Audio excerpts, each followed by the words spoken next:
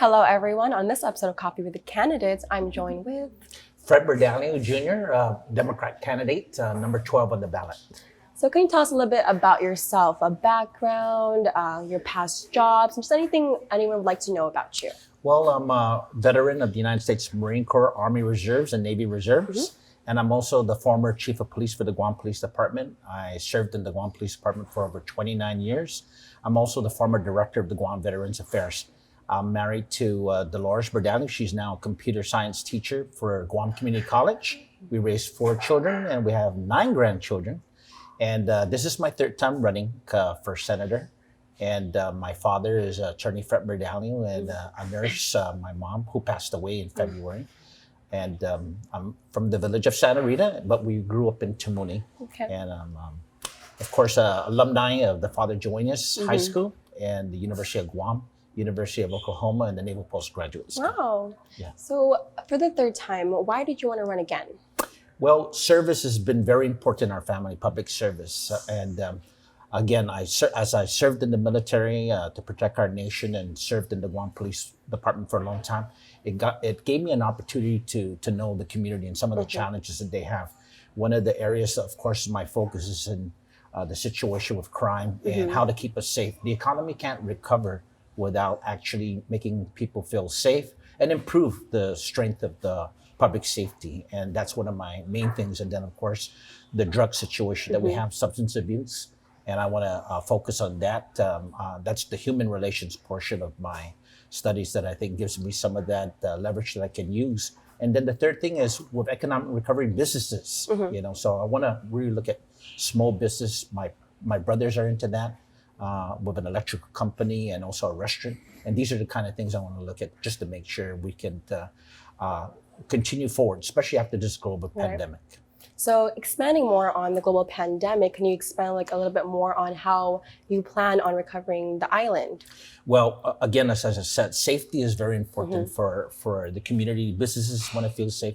People want to feel safe. One of the areas I'm going to look at is volunteers and law enforcement, the police reserve program, and customs reserves, which they don't have. And I want to enact legislation to get police reserves reserves for customs, reserves for the Port Authority Police. We see some immigrants come in, and that's alarming in our border protection.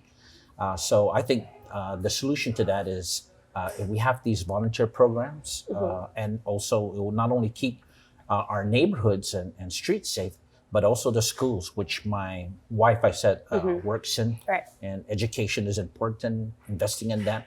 And then, of course, I think that trickles down to the businesses feeling comfortable and then investment on our island. I just want to make sure that even our youth, it's not only just enforcement, it's also has to do with treating the addiction, reducing that demand, and also taking a look at what we can do in anti-drug education to keep our youth from falling into that trap of the drug cycle. So you mentioned the youth, and I'm part of that generation, the Gen Z generation, you can say. I know 30% of votes are by the younger generation. So how would you attract them in your campaign? What can you do to help us and just the youth? Well, my wife is teaching computer science right now, and she's really teaching some of the young adult college students and technology.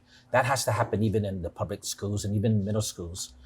Social media is very powerful, and that has been part of my campaign. That made a difference in this 3rd campaign of me really investing in social media and pushing out the message I want to push out. And I think our youth, and those are the things we want to do too, is make sure that we leverage the technology we have, get more of that investment. Some of that can happen with businesses doing here on Guam, conducting business on Guam in the base from these big contractors to spread and share some of that wealth outside the community, and then really translate that into technology that we can push down for our public schools and from our and then the youth, of course, get them because they're preparing for the 21st century, jobs. Yeah. And so you've run 3. This is your 3rd time, correct? Yes. So what did you learn from the past that you can do better now? Yeah. From the past, when I ran in 2016 for senator, my vision was for good government, right? and cost containment of government. We could partner with businesses.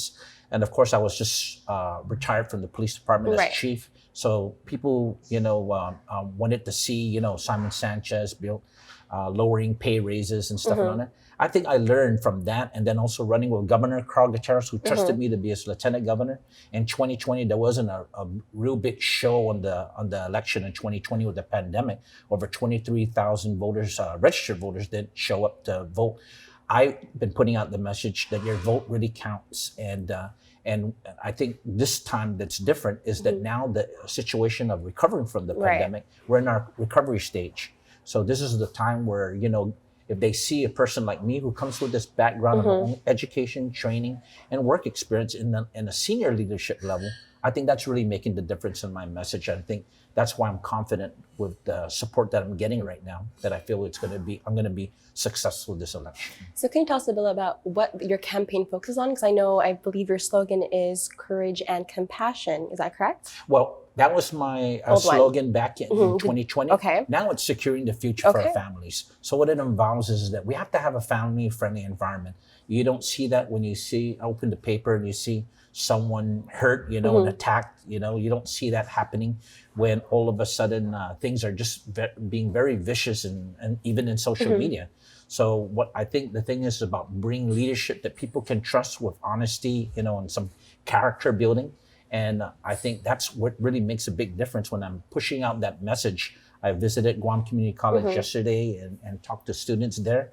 I'm going into different places in the community, whether it's a retail store, a laundromat, and talking with people and trying to connect with them and see that some of the philosophy I bring when it comes down to securing the future of families, meaning more police presence, making sure the businesses are supported, that we contain the costs of having a government, and at the same time, making sure that we take care of the biggest threat that our island faces in terms of substance abuse. Does courage and compassion still play in your campaign this year? It certainly does, because I think as a lawmaker, when you're going to be making some of these tough decisions in legislation, the biggest decision I think lawmakers make, and the biggest important law, is the budget law. We're watching the budget hearings in the Guam legislature, and it's important because when you allocate resources, right now a lot of that came in from the economic recovery, but there may be a time where we may have to look at resources that we don't have, and that's where it's times to look at the programs that are working, what results, just like a business also. When they run a business, they have to look at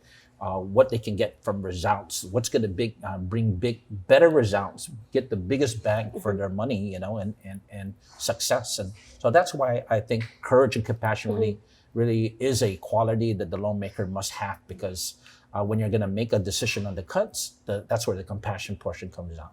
So what is the number one lesson you learned from your time in the VA and the police department that you could bring to the legislature and the people of Guam, the community? Yeah, I think the number one lesson, and this also applied when I was director of Veterans Affairs, and that is your number one asset is your human resources, the business, the public sector. I worked in nonprofit organizations, and if you take care of your employees, you invest in them, that is the biggest legacy you can have as a leader. I've invested a lot at the time I was chief of police, on employees, both civilian and the uniform side, because some of the civilians sometimes feel they don't get the attention. But a lot of it was the statistician, and it's data driven about what kind of strategies you're going to have.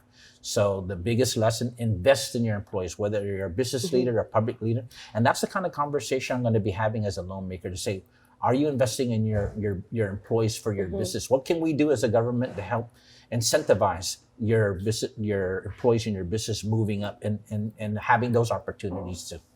So if elected into the 37th legislature, what would be your first call into action? My first action is really to look at the volunteer and policing and law enforcement, look at all these different law enforcement agencies. I just discovered Customs doesn't have a reserve.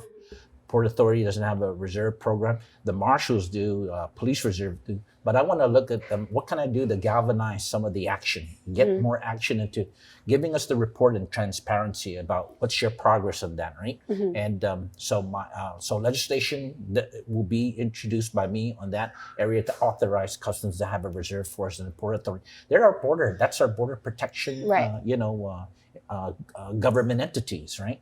And of course, I'm going to be looking at veterans too, since I worked in the veterans. Right. I'm looking at a volunteer program for the ASIN office because the challenges they have at the cemetery.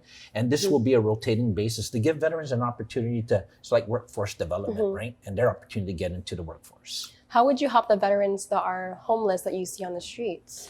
A lot of the homeless veterans, or veterans that are homeless, or the particular situation they have, sometimes it has to do with their challenges. A lot of it was mental health issues. So I'm going to be a supporter of getting more federal assistance. And the Deputy Veterans Affairs was here on island recently, and when I was Veterans Director, I also met with the Secretary of Veterans at the time for the Trump administration. And one of the things they have an idea about too is, if you have a veteran, especially with benefits, there's a program Hawaii was using called adopt a veteran, almost like foster children, right? Right. And that veteran brings benefits. And there's some households who, they're juggling expenses. They wouldn't mind adopt maybe a veteran. And that's one of the programs I'm sort of like looking at.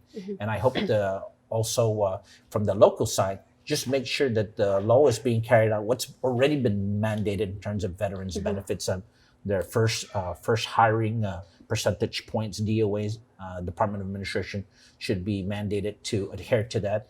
And then also veterans who are interested in opening up their own businesses, what we could do to give them savings when they're going to do that. Because the more businesses that veterans get involved into, and open up, entrepreneurial, the more that makes our economy more healthier. So I know you mentioned mental health within veterans. I know the youth really focuses on mental health. How would you use mental health in your campaign to better not only the youth, but also the veterans and the community as a whole? Yeah. Well, youth and mental health, because we have an alarming rate of suicide, on our island among our youth, right? Very sad. And the pandemic also made it, it's a particular cost, right? Because they're struggling and stressful. And of course, some that turns into substance abuse. Well, the leadership as models and leadership, they need mentors, right? And I want to make sure that I'm going to invest as a lawmaker into those kind of programs. What we can do is to get the youth engaged. Some of that is the workforce training that they get involved in summer. Sometimes it's engagement with the leaders, so that they can work with business leaders, they can work with public sector leaders. And like I said to the class yesterday with these college students at community college, get involved in a nonprofit organization. I was a member of the Guam Humanities Council, the Young Men's League of Guam, preserving Chamorro culture. I was also a member of the Boy Scouts when I was a young kid. Cute. Okay. And it's just getting engaged in nonprofit activity because it's really rewarding when they're doing that. For veterans, the same thing too. Veterans are coming up with these different organizations. Sometimes they so have conflict with each other, but they can find some common ground. And I want to be able to be that sort of like conflict resolution to get them together, right? And say, I know there's sometimes an inter-service rivalry, but we all have one goal, to help the veterans. And that's what I can do. Well, you answered all the questions I had. Was there any final messages you would like to say to the people out there? Well, I just want to ask the people of Guam to please give me your vote. I'm number 12 on the Democratic Party ballot.